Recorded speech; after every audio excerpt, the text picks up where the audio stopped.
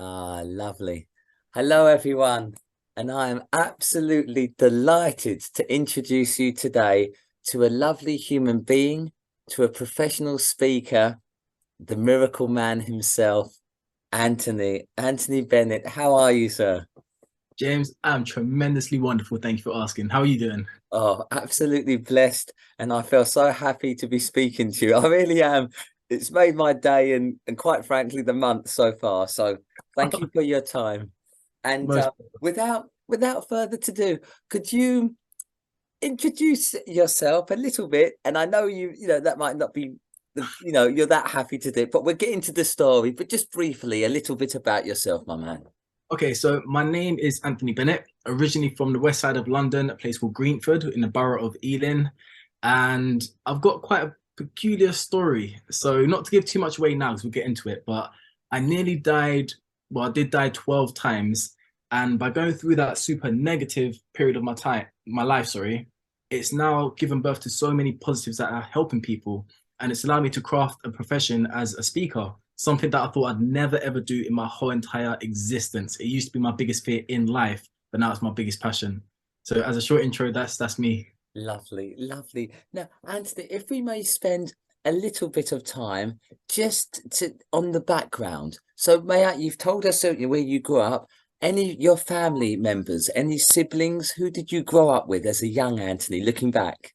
Right, so my family's quite complicated. I have a younger brother, I have an older sister, I've got an older sister, I've got an older brother, I've got an older sister, and I found out recently that I've got another sister. Oh, So there's a lot of us, but we didn't all live in the same household growing up, but we all still speak with each other. wonderful, wonderful. And tell me, with your, the siblings, those that you grew up with, were you close as a family growing up? Was there a good connection there? Did you get on? Yeah, so there was four of us as kids in the household. So it was a busy household. So, we had our scribbles, we had our fun times. But all in all, yeah, we generally get on well with each other. Nice, nice. And tell me about your early school. Did you go to school? And if so, was it a good experience for you? I know it can be a mixed bag for some. Yeah, I love school, but not for the same reason as most. I didn't really find myself very academic. I wasn't really good at English, math, science. I got dyslexia, but I love people. I've always loved people. So I loved going to school, being around my friends, and just being a part of that energy. Went to high school, went to college for a couple of years, university, and then I got dropped into the big open world and had to try and figure it all out. Absolutely. And with that being said, figuring things out, you were going along as a young man. Tell me, what were some of the earliest job experiences? All right, so earliest job experiences. My first ever job was in a clothes shop. That was in a place called Uxbridge. I've also worked in a warehouse stacking shelves. I've worked in a call center. When I was at university, I worked in Pizza Hut. And for 1 year of my life, and I'll say this in my presentation, I worked in a toy shop. And this toy shop, it also sold clothing.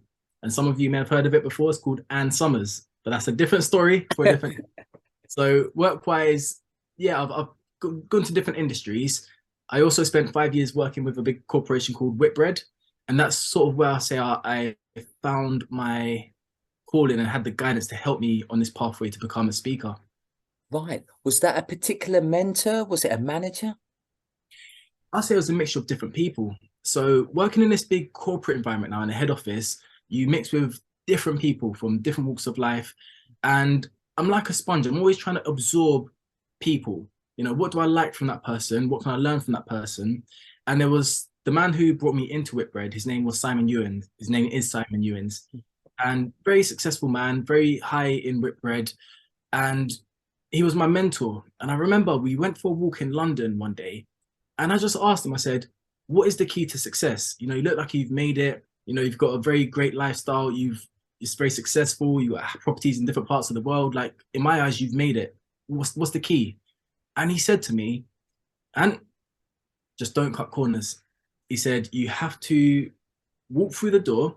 And when you walk through this door, you start at the floor. You got to learn everything about this place that you're in. And once you hit a ceiling, you will know you hit a ceiling because it becomes comfortable. You know your work inside out. He said, that's when you'll see that more doors will appear in front of you. And then you get to choose which door you want to go through. Once you choose which door you go through, guess what? You start at the floor again and you have to build yourself up to the ceiling And then over a period of time, success will come like this. It's like steps towards success. Mm. So for people that want to get success quick and cut corners and just get there quick, they often get found out. Or for example, if it's in the corporate world, they try to get the promotions too quickly. What you'll find is you'll be in a board meeting, you'll get asked a question, you don't know anything about that question, and then it makes you look very, very silly in front of lots of important people, Yeah. and then your credibility is gone. So he said, always learn your stuff first before you open the next door. And that just stuck with me, from the time I heard that. I was like, do you know what? That really makes sense. So Mm. now I don't cut corners with the Mm. speaking world. I've always tried to learn every aspect and how I can make it better in every single aspect to pull the bigger picture together. And I knew it was going to take me time, but because I wanted it badly, it was an exciting journey. Mm. That's very powerful, and thank you for sharing. That resonates with me very strongly because I often talk about the power of patience. And I Yeah. think as I've grown up and I'm an older man now myself, I realized that many of my pain that I suffered was self-induced. And I say that with respect to myself, but it was because I wanted things in a hurry. And then I realized that someone once told me something, that God makes you wait, but if you like, the other gives you it real quick. So Yeah. there's a real lesson in sort of just take your time, take your time. And as you say, that reinforces the fact that I've really thought about recently in having the honor to witness your journey in part through social media is that the competence, or rather let me get this right, the confidence you inspire in your speaking and in others is in part developed through the competence, and the competence has come about precisely in the journey. It Yeah. wasn't week 1, week 2. You've showed up. Now you're worldwide. You're refining the craft like myself. And now it's showtime. Everyone says, oh, easy for Ant. Little do they know what we're going to get onto. Yeah. Yeah, you nailed it with that. And that's exactly it. So when I first started speaking, I wasn't great. I wasn't polished. I used to be the guy. I'd be like, and then And I noticed that I kept I kept thinking to myself, I need to get rid of the So I like setting myself challenges. So I told myself, right, how long will it take me to get rid of And it took me about 3 different speaking engagements. And what I would do as I was about to I'd just stop and then carry on a sentence. And I remember I'd done my first ever talk with no and the feeling it gives you at the end, it's like you're glowing, you're buzzing, you're thinking, I did it, I did it. What can I do next time? And then over the years, I've been picking apart how I want to get better, focusing on one thing at a time, getting good at it, and then moving on to the next thing, getting good at it, and then moving over to the next thing. And over the course, I've nearly been speaking for nearly 2 decades now. So over the course of 2 decades, I've pieced together what I call my engine, which is my presentation. So for example, I'd trial a joke. If the joke didn't quite land, I'd rate it out of 10. If it was around a 6, I'd trial it again. I'll try it again. And if it's still around 6, it comes out of the engine and I put something else in there. Then I'll trial that a few times. So over the course of years, I've been picking apart and tweaking this presentation for the longest period of time. So now I have the confidence to go to any audience, whether they are 3-year-olds, whether they are OAPs, whether they're from the military, whether they're from the banking industry, and I know how and what will work for that audience because I've gone through the time, over the years to sort of make it what it is. So Oh, thank you. like patience and consistency, always trying to get better over a period of time. Don't rush it. Honestly, I'm taking notes myself now because this is powerful stuff. I'm telling you, no, it's absolute gold. And thank you for sharing this, because I know whoever comes across this will be blessed by the value you're so clearly giving. Anthony, we've heard a bit about your journey, but if we may, and you're prepared to, I would actually like to visit that extraordinary, potentially difficult time that, although with the benefit of hindsight, that's always 2020, has really given you this extraordinary story. Are you prepared to share a little about what subsequently happened, the challenges with health and so on? I don't really like talking about my story, to be honest. Yeah, no. Joking, it's what I do for a living. Of course. All right, so 2006, I went on a school trip to Disneyland Paris, and it was a 3 day school trip. On the third day, I started to feel a bit weird. I couldn't make sense of what people were saying. I thought I was dehydrated. I kept drinking water, but I kept feeling very spaced out. The following day, when we returned back to England, it was a school day, but only about 3 or 4 people showed up for class. Everybody was off sick. So we got sent home that day, didn't think much of it. The next morning, woke up and I couldn't make any sense of what I was saying. My mum thought I was on drugs. She thought I was playing a prank on her. And then she realized I was finding it difficult to breathe. My feet had turned blue. Got rushed to hospital. They took a scan of my chest and pretty much said to my family there and then, your son's extremely sick and his only chance of survival is if we could find a special life support machine. And for me, Great Ormond Street had the last available machine.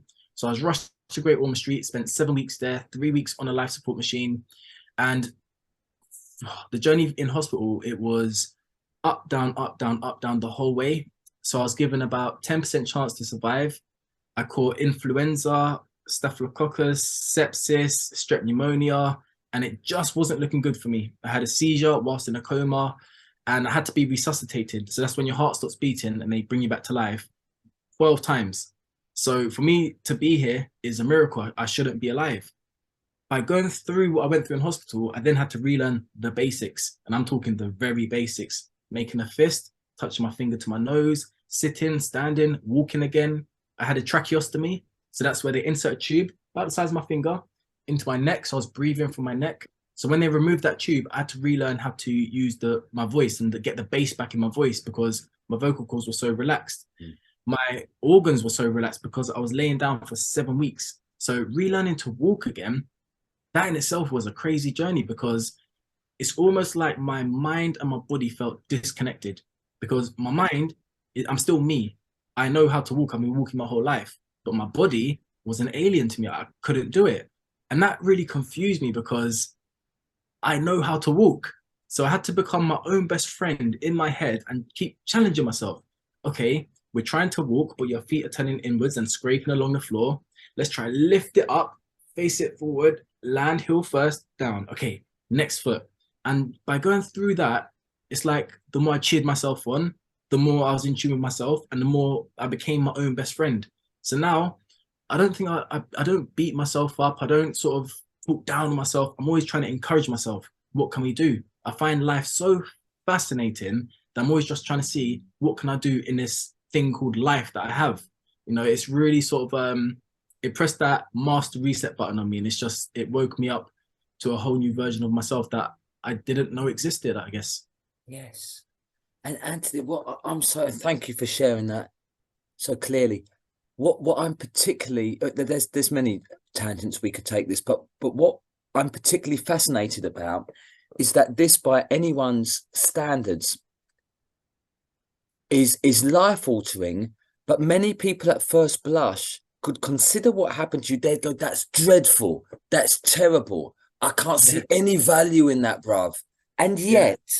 yet, this is what I'd like to offer the listener, the viewer, this perspective that from great tragedy, nobody would deny that was most unfortunate. You could say, why? What about the other people on the coach? But yet, from this, is it fair to say that you have not only survived but thrived and turned your story, your pain into passion, a purpose, and now are inspiring others? And do Yeah, and you that's feel? what it's still weird to me that what I went through, the way I see it, it was the best, worst thing that I've ever gone through. Yeah. Wouldn't want it to happen again, but I can appreciate everything that's happened off the back of it. And people do say, it must have been terrible, tragic, but it depends on the perspective. I saw it from the inside looking out. So I didn't really know what was happening to me, what I had. I was on high doses of morphine and medication. So for example, my mum, she saw it from a whole different perspective.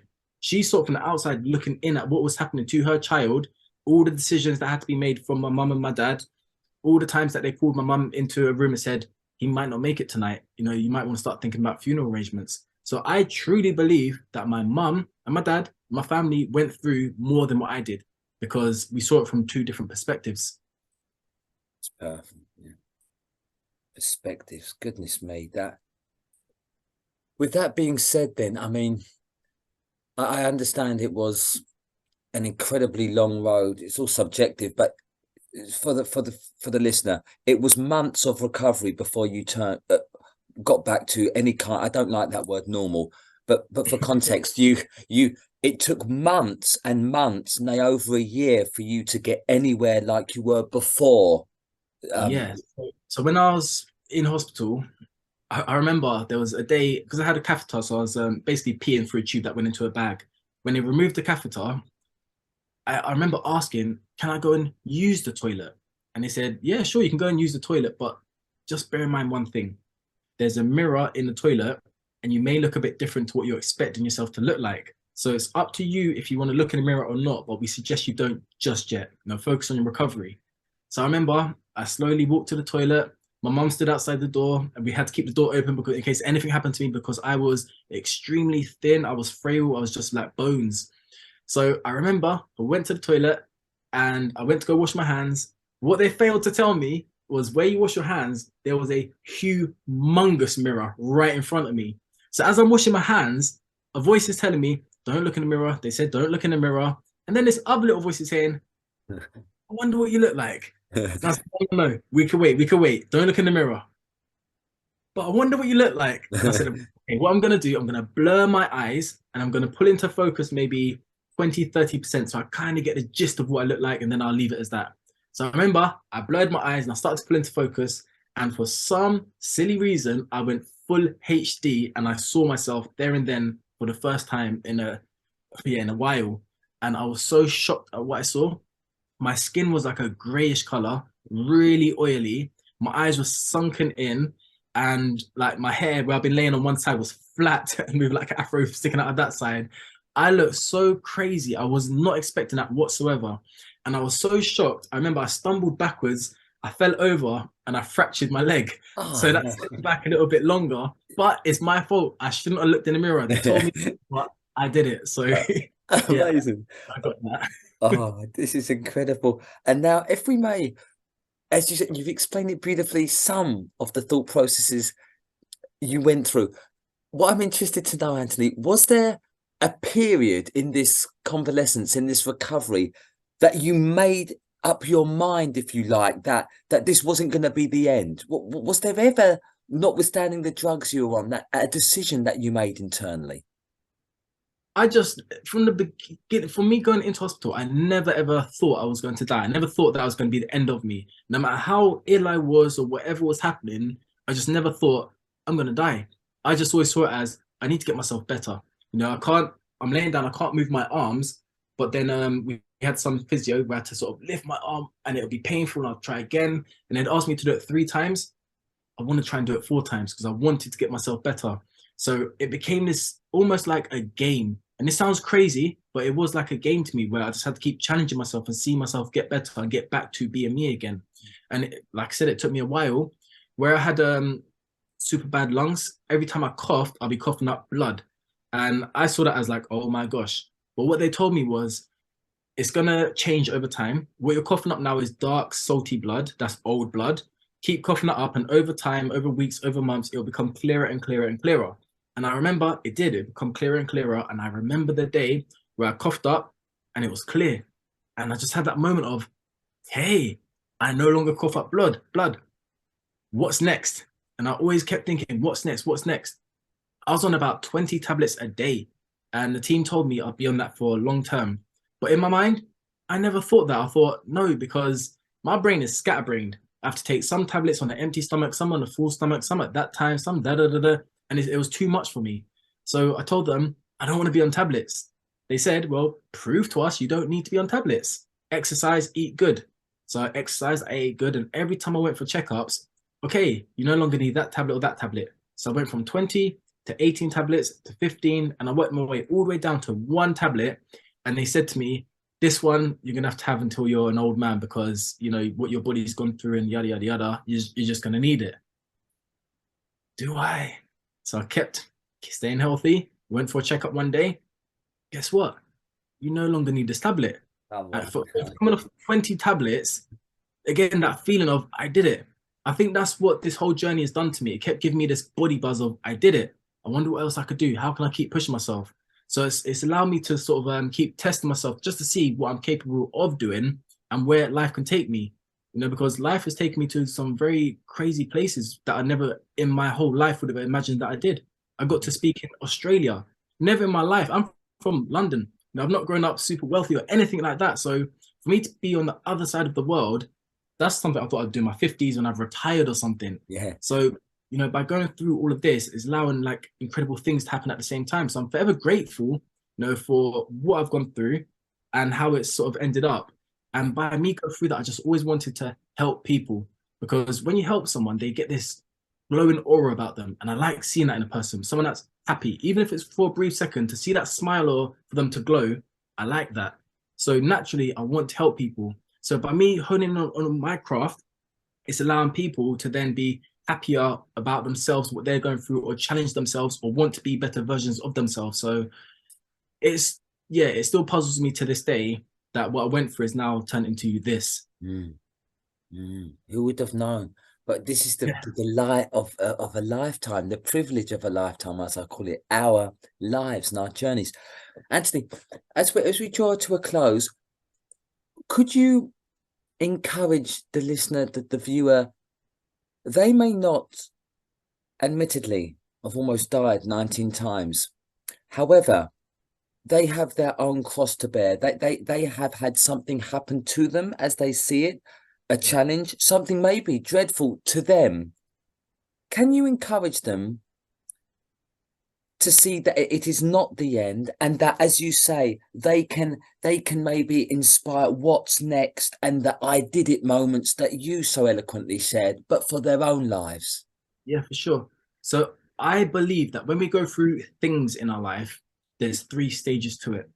Stage number one is you go through the crap. And if you haven't gone through crap yet, you just haven't gone through crap yet. Stage number two, you have to leave a period of time. This could be a day, a week, a month, a year, for some people, a decade. Stage number three is when you make that click of realization. I had to go through that for that to now happen. I had to lose that friend to find a better friendship group. I had to lose that job to find a better opportunity because life, it works in weird and mysterious ways. When we go through stuff, it doesn't make sense in that moment. We're thinking to ourselves, why is it me? Why is that happening? But you have to give yourself that time as well. Another way to look at it, imagine if you are in a playground and there's a roundabout where you spin people on it. Imagine you have 100 people sitting on this roundabout and your job is to spin it as fast as you can. When you first hold onto the rails and go to pull it, it's difficult, it's heavy, it's hard. You let go, you grab it again, it's a bit easier, and it builds up the momentum to the point you can just flick your wrist and it keeps going. That's like if you apply yourself to anything in life. When you start off anything, it starts off difficult and then it gets easier over time. Me speaking, it was so difficult for me because I had so much pressures. I sometimes stutter my words or slur my words. I still to this day, I just did there. That's how I speak. Yes. When I first started speaking, that used to throw me off. I kept thinking, oh, now they think I'm silly, it clouds in my brain, and then I can't think straight. By me continuously pushing through that, now I start to slur my words and I don't even pay attention to it. I just carry on the point. And if I got to the end of my presentation, people will say, I didn't even notice you stuttered because I didn't pay attention to it. Yes. So over a period of time, you could better yourself. When we're in a low point in our lives, we tend to think it's going to be like this for the rest of our lives because it's an intense feeling. When we're in the best time of our lives and we're laughing, happy, and everything's wonderful, we tend to think it'll be forever because it's an intense feeling that we're feeling in the moment. But life, it goes up, down, left, right, inside out. It keeps changing. It's very fluid. So we'll never be unhappy or sad for the rest of our lives, and we'll never be happy for the rest of our lives. We'll go through the changes. But by going through the lows, you learn more about yourself. By going through the wins, you feel good about yourself. So you can learn from both sides of yin and yang, how to keep developing and persevering through life. So I give thanks to my negatives and my positives, because they've both helped me to build myself up. If you want to talk about, say, depression, I give thanks to my depression when I had depression back in the day. Not due to what I went through medically, but there's another area in my life where I went through a bit of depression. I give thanks to it because it gave me the blueprint. Meaning, if I was to become depressed again or in a depressive state, I know what I need to do to get myself out of it because I've gone through it before. So I give thanks to both yin and yang, positive and negative, because that keeps us rounded and that keeps us whole. Goodness, yeah. Bit of a ramble, but I hope that helps the listener or the viewer. So give yourself time through life. Give yourself time. No, thank you. I mean, that's helped me. I mean, that's very, very powerful. As I say, we are drawing to a close now, and I thank you for your time. And as you say, this has been an amazing journey, and indeed perhaps a conversation we may continue. But Anthony, just as we draw, if I can ask you a last question, I like Yeah, to fit in there. This is obviously decades, decades, decades, decades in the future. But if you were to look, say, as we draw to the end of our lives, as I say, hopefully, 100 years from now, but how would you like to be remembered when push comes to shove? What would Anthony's life, what do you want it to stand for? How would you like people to talk about you? How would you like to be remembered? man, that's a deep question that I haven't thought about, but I'd like to be remembered as a person that gave people a bit of hope, that made people think, that made people want to change themselves in a positive way. And life isn't always happy and dandy, and we've all gone through things, personal things in our lives, but we can always adapt and change. So as I develop going through life, I'm seeing the impact that my life's journey is having on people. So it makes me want to become a better version of myself consistently. So I hope that my life, what I've gone through and what I'm going through and what I will go through, will just keep inspiring people to become better versions of themselves and create a positive ripple. And most importantly, I want my daughter to be happy through her life. I've got a little baby now, so now Listen, that's all my focus into her as well, so she can have a beautiful life. So yeah, no, it really made me ponder on that one. I'm gonna think no, about that after the call. no, I'm glad. I think it's I don't. I like to save it now, but that moment of introspection sometimes it can be very rewarding for the guest. And I think you've given your time, and it's to be of service equally to the individual. But with that being said, thank you for your time today, Anthony. Could you, in complete closing, could you just share a couple of the ways that the audience, the listener, can actually consume more of your work and discover even more about yourself? Yeah, for sure. So website is anthonyinspires.com, Mm. or if you search Miracle Man, it will pop up on social media. Or on social media, my handle is at I am Ant Bennett. So yeah, connect, follow, I'll follow back. But yeah, just wishing all your viewers a wonderful and successful rest of your life. And James, thank you so much for having me on board, man. It's always a pleasure to speak with you. And yeah, much love, man. Not at all. Lovely. Thank you for your time, my man, and we'll catch up soon. God bless. Thank you.